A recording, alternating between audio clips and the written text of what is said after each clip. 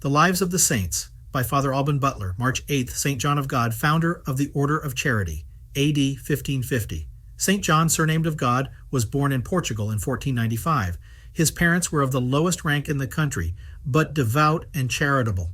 John spent a considerable part of his youth in service under the mayoral or chief shepherd of the Count of Oropeusa in Castile, and in great innocence and virtue.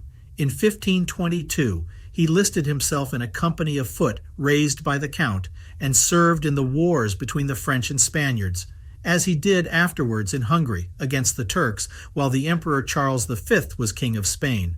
By the licentiousness of his companions, he by degrees lost his fear of offending God, and laid aside the greatest part of his practices of devotion.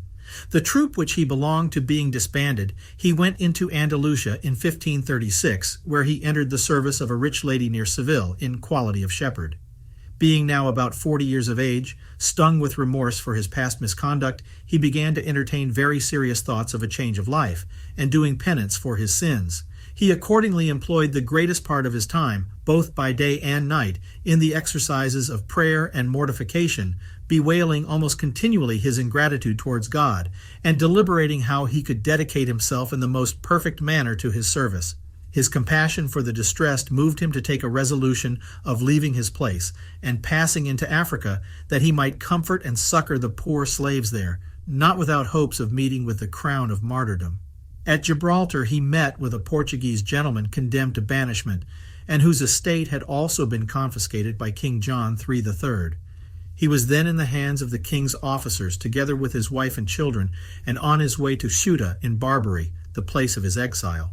John, out of charity and compassion, served him without any wages. At Ceuta, the gentleman, falling sick with grief and the change of air, was soon reduced to such straits as to be obliged to dispose of the small remains of his shattered fortune for the family's support.